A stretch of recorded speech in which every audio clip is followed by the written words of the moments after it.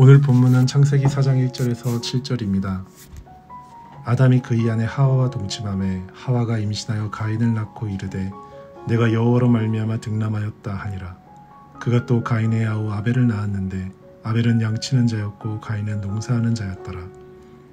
세월이 지난 후에 가인은 땅의 소산으로 제물을 삼아 여호와께 드렸고 아벨은 자기도 양의 첫 새끼와 그 기름으로 드렸더니 여호와께서 아벨과 그의 제물은 받으셨으나 가인과 그의 제물은 받지 아니하신지라. 가인이 몹시 분하여 안색이 변하니 여호와께서 가인에게 이르시되 내가 분하여 함은 어찌 됨이며 안색이 변함은 어찌 됨이냐. 내가 선을 행하면 어찌 낯을 들지 못하겠느냐. 선을 행하지 아니하면 죄 가운데 엎드려 있느니라. 죄가 너를 원하나 너는 죄를 다스릴지니라. 아멘. 첫 사람이었던 아담과 하와가 가인과 아벨을 낳았습니다. 아벨은 양을 치는 목동이었고 가인은 농사하는 자였습니다. 이 둘 다 하나님께 제사를 드립니다. 그런데 하나님께서는 아벨의 제사는 받으시고 가인의 제사는 받지 않으셨습니다. 왜 그러셨을까요? 이유가 있었겠죠? 오늘 본문에서는 가인이 정확히 무엇을 잘못했는지를 선명하게 말씀하지는 않습니다. 다만 하나님께서 아벨과 그의 제물은 받으셨으나 가인과 그의 제물은 받지 아니하신지라 라고 말씀하시므로 그들의 문제는 곧 제물의 문제였다는 점을 보여줍니다.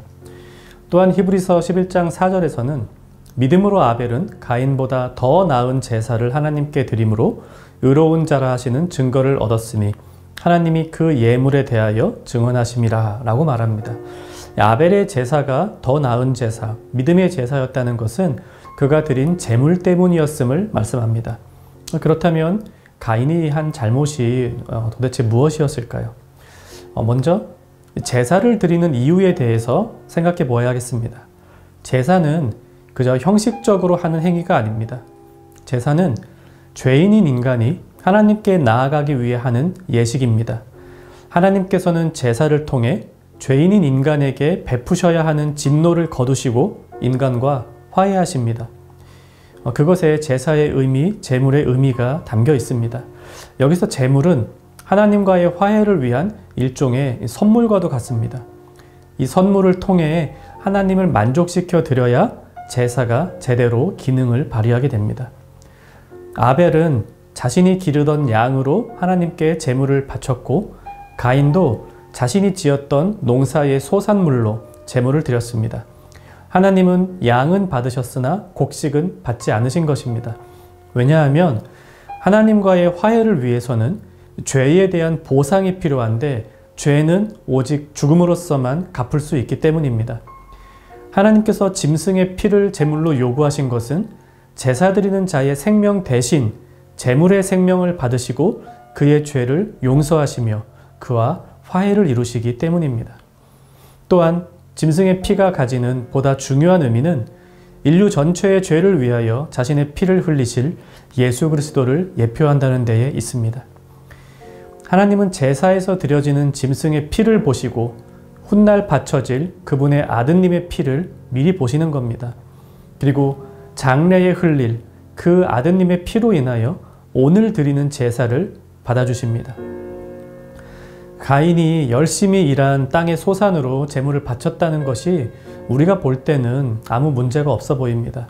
하지만 그는 분명 제사의 기능과 제물의 역할에 대해서 무지하였거나 혹은 하나님께 나아가는 합당한 방식을 고의로 무시하였던 것입니다. 하나님께서는 곡식을 보시고 사람의 죄를 용서하시지는 않습니다.